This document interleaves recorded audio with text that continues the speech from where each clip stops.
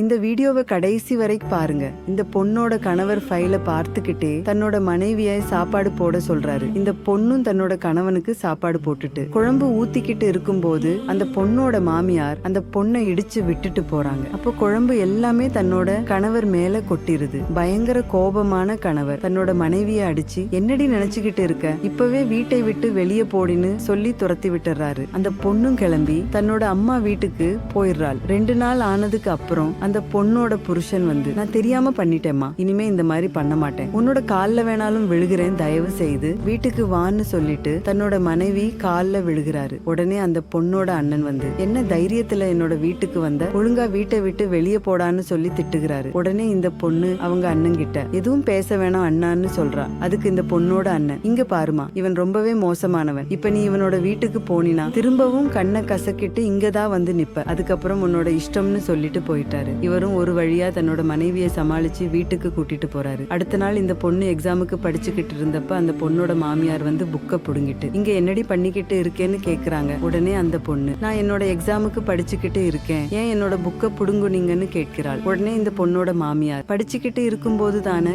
என்னோட பையனை மயக்கி கல்யாணம் பண்ணிக்கிட்ட, நீ படிச்சு கிழிச்சதெல்லாம் போதும், முதல்ல போய் வீட்டுல இருக்க வேலையெல்லாம் பாருடின்னு சொல்லி ரொம்பவே கேவலமா திட்டி தன்னோட மருமகளை அங்க இருந்து துரத்தி விடுறாங்க.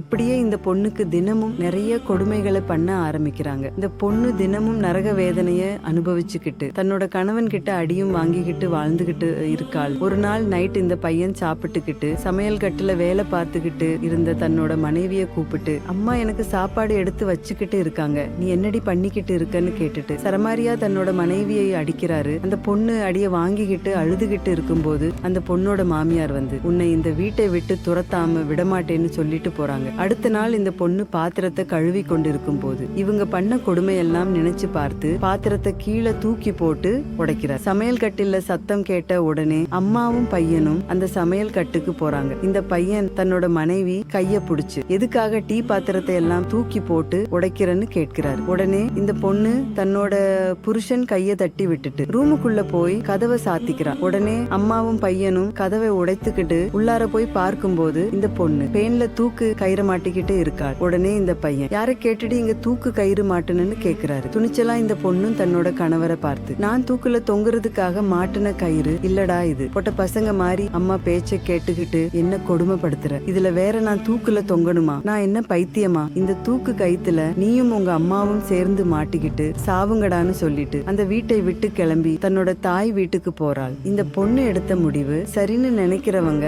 இந்த வீடியோவுக்கு ஒரு லைக் போட்டு கமெண்ட்ல சூப்பர்னு கமெண்ட் பண்ணுங்க.